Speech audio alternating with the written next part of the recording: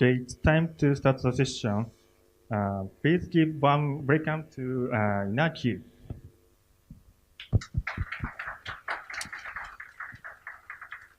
Thank you very much. And it's true, the original title, it was Dex R8 and 3.2, but well, the version was upgraded, so now it's 3.3. So, I'm Iñaki Villar. I'm an Android developer. I'm working and living actually in Thailand. I'm working for Agoda, if you know the company. And well, quite happy to be here.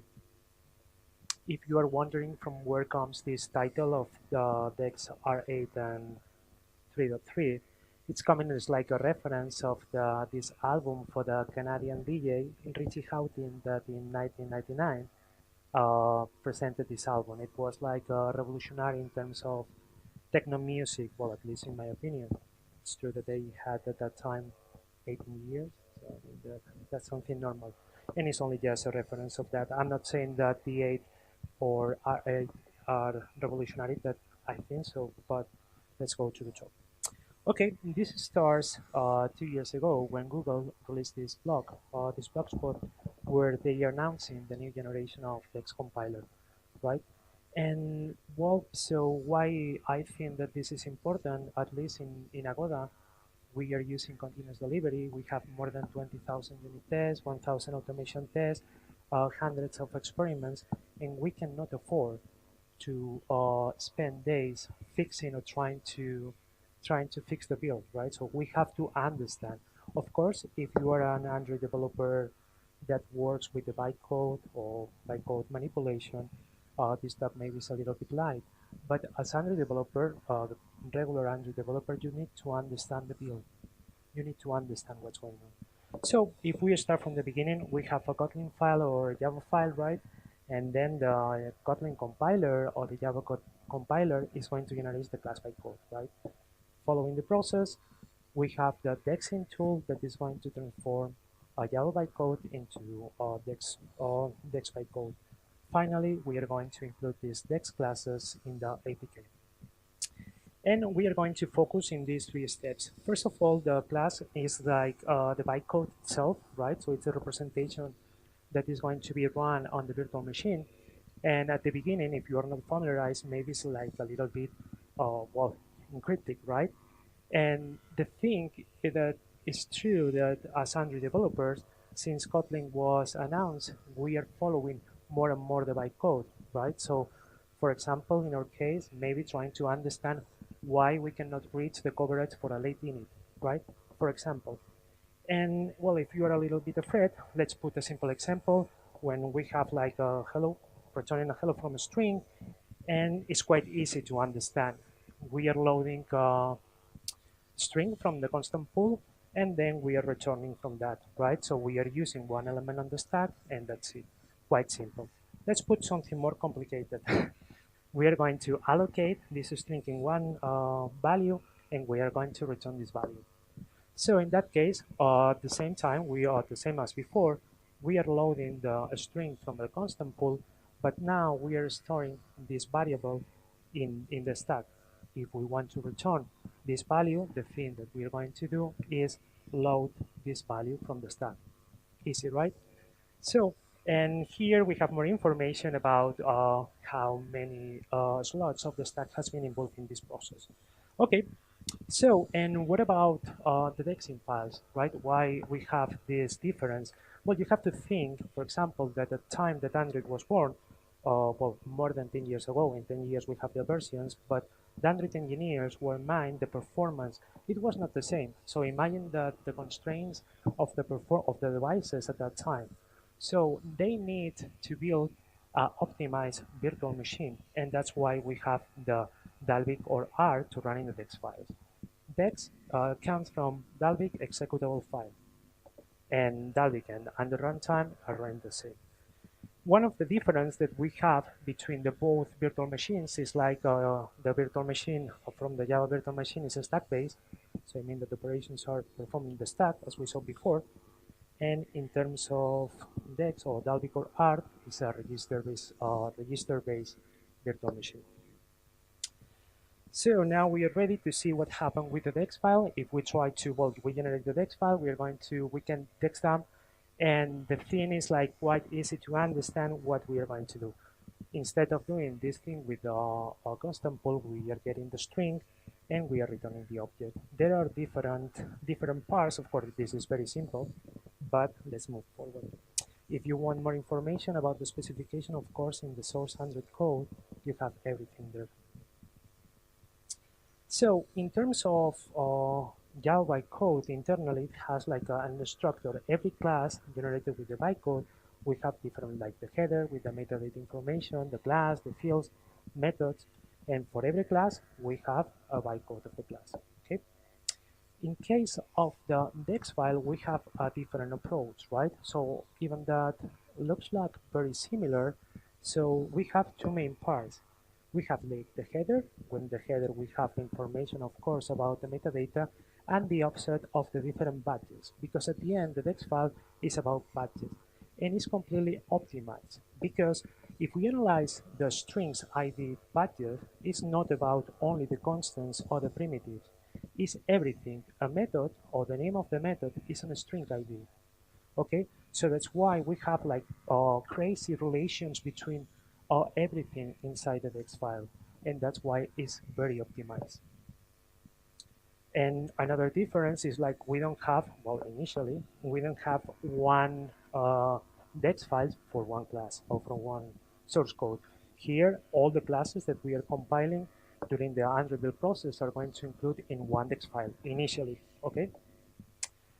Okay, and now that we know what is the class, the Dex, and the last thing is the APK, right? So in the APK, if we try to use the APK analyzer from Android Studio, we can see that if we are targeting -DK27, well, that's sci-fi a little bit, but if we have the -DK27, we have 3 Dexs classes. But if we have the -DK14, we have only 1, right? So, and well, somebody can tell me the multi-dexing problem, right? Everybody here, if it's an Android developer, we have had this multi-dexing problem. So, and from where comes the problem? This is interesting, right? Because you can think that maybe there is like a magic number. Well, the problem comes because you have more than 65,000 method reference in the Dex file, right? And from where it comes, it's not like a magic number. So if you think in the before the point that we have had about the relation between the strings and the number of methods, the maximum number of reference in a method invocation is an integer of 16 bits, the number. So, of course, you can include 1 million of methods in the Dex file, but you cannot reference. Okay, this problem was solved with the multi-dexing support library, and we don't have this problem anymore.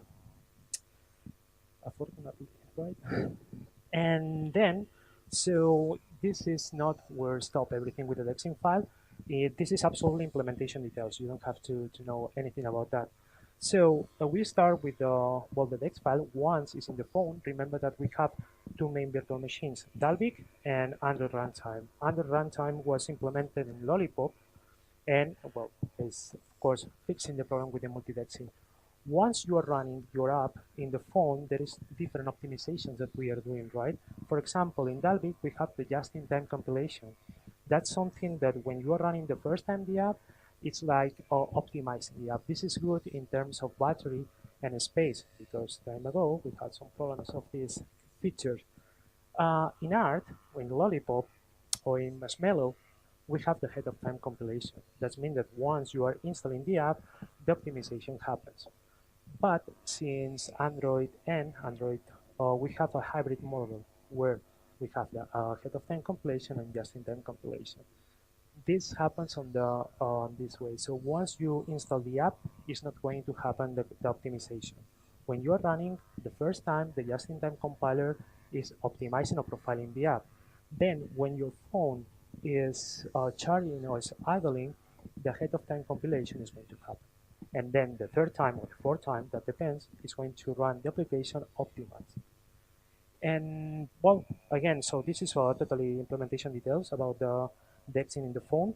You have this real great presentation in the in the last Google I/O about the Android runtime when they are explaining these profiling guide optimizations. That in the Google I/O, I didn't hear anything about that. They were presenting the profiling guide optimizations, but on the cloud. So your optimizations can be sent to Google Play, and then if I have the same features of the phone, I can get optimizations that was profiling your phone. That's absolutely awesome. But I didn't hear more about that. An example, if you try to analyze the startup of one application with Marshmallow, we know that we have a linear because the ahead of time compilation happens only once, but if we are doing this both hybrid model with just-in-time compilation and ahead of time compilation, we can see how better it is. Okay. And well, so if you want to know more in the DroidKaigi tomorrow, both talks. So we have, if you want to know more about the garbage collector implementation details, differences between Dalvik and Android runtime, the first session, and the second from the friends there about a more detailed explanation about what happened in the process. Okay, now it's moment D8. So at this moment, we know the importance of the Dex files. We know that the Dex files are going to be included in the phone. We know that we have some problems in the past, and we want to know what happened with the D8. So apparently, well, if we try to understand what was the process before the Android gradle plugin 3.0, if there is like this incremental compilation, right? That's something that comes from by default from the Gradle staff. So we have a class. We are compiling again the A Java class. The Java compiler is only to compile it's only to compile the bytecode for the A class. But the Dexing process, it was not prepared, and we are going to do everything again. So, and it was not very optimal. Since the version 3.0 on the Android Gradle plugin, when we are compiling the class A only, we can have two different Dex files. Okay, that doesn't mean that these different Dex files related with the class are going to be included in the phone, because later we're going to have a Dex merging class that is going to merge everything. And in this way, we have the incremental Dexing that is called. Okay, well, this morning on the talk about improvements on the builds of 3.3, they were commenting about the Gradle 4.7. Since Gradle 4.7, we have the opportunity to use the incremental processing, right? So that's if you are using some annotation processor, take a look about that. And it's here where D8 at the beginning it is. So D8 is replacing all the Dexing process for the normal files and the Dex merging. But not only this, it's using two for the desugaring. The desugaring process, as you know, so the lambdas or the method reference that we were using in Android, because before Kotlin, we were crazy about new features, right, of the language. And like Dalvik and Android runtime, they have like some determinate some version of the bytecode. We cannot include the lambdas, right? The lambdas were included in the Java 8 version, using the involved dynamic to create the instantiation of the object. So the desugaring process is translating the Java 8 source code or bytecode to the one compatible with Java 6 and Java 7. So as well, this is replaced by D8. Okay. And well, so what about the numbers, right? So Google, in the Google I/O, presented this graph where this benchmark, when they were saying that 16% of the build speed improvement using the 8, right? So, and well, so at the end it was like the presentation, but in Agoda we have the experience and we have implemented the 8. And in numbers, we have like 10% less time in the back build, and 56% on the main Dex file decrease and the main Dex file release. So what is this main Dex file? Remember that before we were commenting about the multi-Dex support library, that you are offering different Dex classes to the lower versions like Lollipop. So they are patching the class loader, in always talking about lower versions of 21. They were patching the class loader to trying to calculate which classes are required to start the application. This is the main Dex file. And how it works? So it's trying to analyze the object applications, the activities included in the manifest, and so on, and the reference and everything. And the problem comes when you have more than 65,000 methods of reference in the classes included in the main Dex file. For us, it was very critical because we had this problem and we tried to patch before the Gradle plugin 3, and then it was cyclic. Every 2-3 months in Agoda we have the same problem. But in the back, we were activating the shrinking mode and everything was okay. But we were afraid about having this problem on release, right? And never happened, but I know that other companies, they had this problem and it was like crazy, right? Because at the end, main Dex file, the configuration was a little bit tricky because it was including all the classes with annotation, imagine. And well, with D8, we were happy, so no problem at all. But later we moved to API 21 and we don't have any problem with that. Okay, so more numbers about this. Well, I have this project that is like a small project about trying to experiment with the domain layer for client and for server. And to apply some benchmarking, I'm using Gradle Profiler that you have seen this morning. And well, a little bit self-promotion. I'm using Talayot. It's a plugin that right and including Kotlin to trying to do the same that we're using with the Gradle Enterprise, but well, for the custom implementation with InfluxDB and Grafana. So in the numbers, if we execute 6 warm-ups and 10 builds for the 75% kill, if you can see the number is even like 200 milliseconds slower when the D8 is enabled. But again, so depends always of the optimizations that can happen inside your code, right? In terms of the speed, analyzing the Dexing task, when the D8 is disabled, we are around 15 seconds and around the same numbers when D8 is enabled. Okay, but always depends on the project. What about the size? So there is a clever way to calculate how the main classes are going to include in the main Dex files in the first classes.dex. And as we can see here, we have like these optimizations. Okay, and this is a very small project. Huh? So I mean, in Agoda again, in terms of performance of building time, we have like 10% of the time. If you want to use the 8, in terms later at the end, we will explain how to install the compiler. It's quite easy. So at the end, the D8 compiler expects one input and it's going to generate one output, right? It could be one class, it could be multiple classes, right? So you include the class that has been compiled by the Java or Kotlin processor, and then you can see the result with the Dex dump that is a tool included in the build tools of the project. And you can see the result. So my recommendation is to play a little bit if your project still is not using the D8. So, and what is the current situation? So actually, well, as we saw this morning, right, we have like the disable being 3.0 and it's enabling everywhere. In Agoda, we were working with 3.0, but we stepped over 3.1. We were not using 3.1, and we moved to 3.2 with D8, and everything is okay, right? So no strain problems. We didn't pass to 3.1, and still we are experimenting with 3.3, but we have some problems because we want to update the, well, we are updating the Android plugin, of course, but we have some problem with Yacoco and the coverage. So, and sunset period for the D8 and DX, initially Google promotes like at the beginning we have a D8 and DX 6 months that can work together without any deprecation. Later we are going to have a second phase of 1 year where DX is going to be deprecated, and finally D8 DX is going to be removed. So if you are not using D8 still, maybe it's a moment to think about it. Okay. So, and what about R8?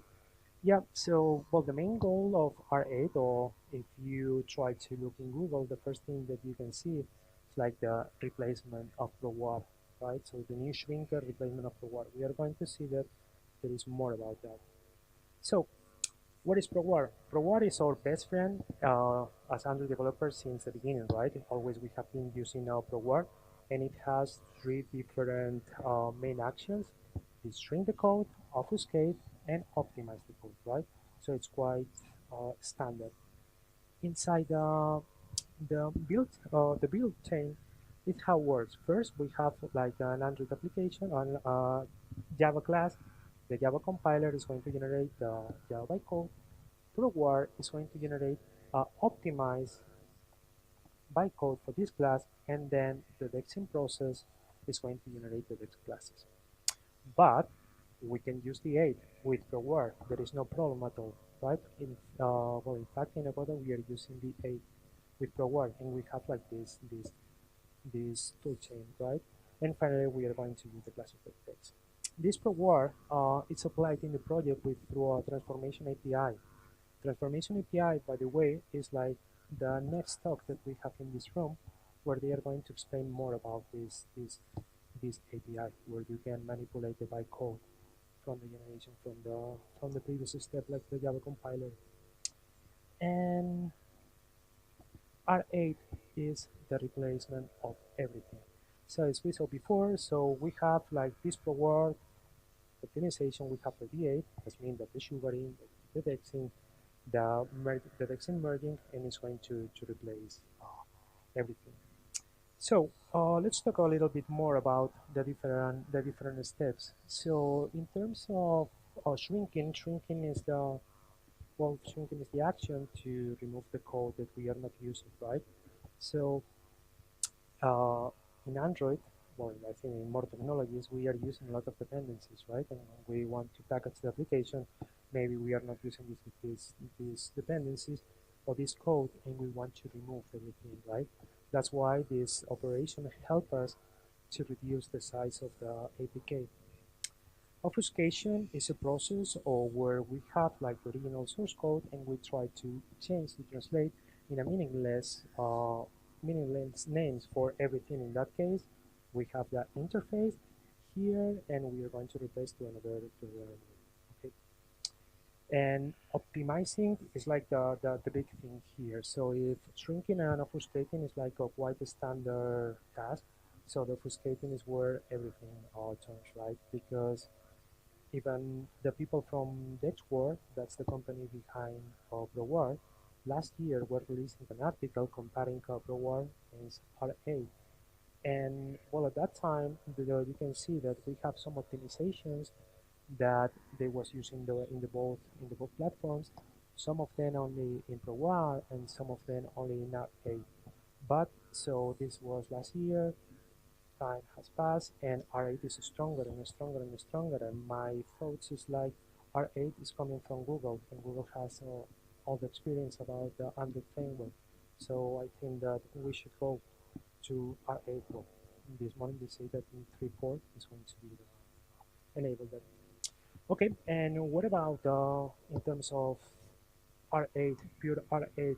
So if we're checking out the different steps, and we can see the code because the code is open source, we can see that there are different, not optimizations, but ways how we are going to strip the code. One of them is like the horizontal class merging. So if you have a super type with only one implementation, the typical case is like you have one interface with one only implementation is going to be merged. The horizontal for the static classes. And one of the very interesting things is about the values API, assume values API. So here you're going to say to Proguard that given for example, a field or return value from a method, so you're going to say that from this value, there is a range only, right? From 2 to 20. So everything that is outside of this range is going to be removed. Okay, if you think about it, imagine about the API versions of Android. So not about your code, the code of the libraries. So how many code we have, like we are checking if API 16, API 21, but maybe our min SDK is 21. So with this flag in R8, we can remove the code that is not involved. Well, okay, in terms of optimization, that's like the most complicated thing, right? So we have like an IR that's like intermediate representation. It's like a data structure where the compiler using to reference everything about the code and where we are going to do the optimizations and the translation to original code. So if you see the code, if you check the code, we are going to have like an input, and this input is going to be the classes from the bytecode that we want to transform, right? and the output is going to be the Dexing files. And we have like, honestly, but not thousands, but we have a lot of optimizations happening there, very exclusive, and that's one thing that has changed since that article from DexWorld. So here we have like a lambda merger, that this lambda merger is going to merge the different lambdas implementations, not only about the sugaring, as well from the lambdas generated by the Kotlin compiler. So the good thing here is like R8 is talking, or is like understanding very well the Kotlin compiler. So we are going to win about this. And if we follow more, so you can see that more and more optimizations, right? So it's happening. I recommend you to check a little bit the code of the IR converter, because it happened a lot of things. And well, so this is the code itself. And one interesting thing is like, if we check the code of D8, so we can see that we are calling the optimizations that belongs to the IR converter. Okay, so that has to be clear, because the typical questions are, well, if I'm using D8, I'm using R8. If I'm using R8, I'm using D8. No, if you are using D8, so you are not using R8, but the optimizations are there, right?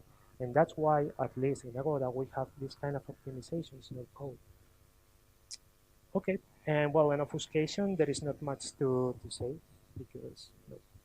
Okay, if you want to go deeper in terms of the difference between the optimizations between Proguard and R8, we have a presentation next now, right? So it's next in the room 2. Okay, so of course, Jake Worthon has a talk about digging on D8 and R8, and one series of articles about the different optimizations. The optimizations that this technique of shrinking the code with shim values, he has an article, the last one, that is quite good, and you can understand better these kind of optimizations. Okay, show me the numbers, right? So, because it's quite easy, it's quite everything. This slide from the Google I/O last year, in terms of the deck size, we not appreciate much benefit, but in terms of building time, a lot.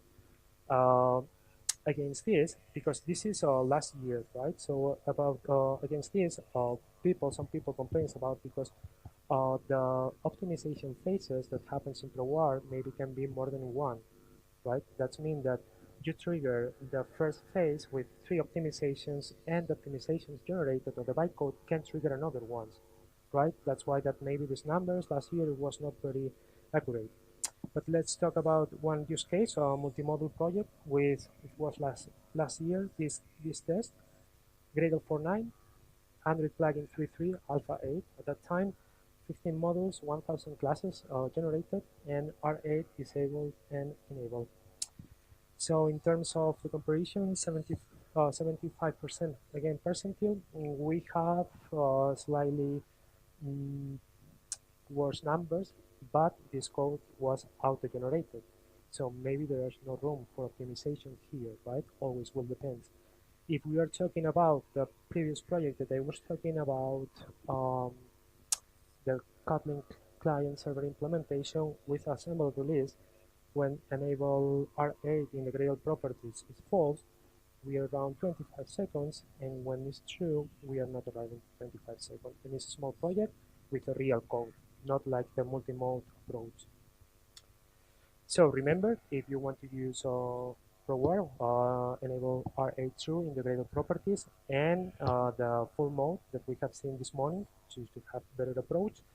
And well, actually, we had some problems with implementation of 3.2 at that moment, but you can use another dependency of the artifact. So you don't have to use the D8 and R8 included in the build tools of the Gradle plugin. You can use in the class path another version. And it's open source, so you can check the code in the Google source. And to install, so remember that you have to run this Gradle Python script to try to generate the D8 and R8 files. Okay, And well, so in this session, I think that is like a perfect warm-up for the next sessions that we have seen about the transform. Well, we will see transformation API, Proguard comparison with R8, the journey of the APK tomorrow, and the difference between the runtime garbage collection in the Android runtime and Dalvik. So this is my Twitter. Well, I forgot to mention that I'm Google Developer Expert for Android and Kotlin, and thank you very much.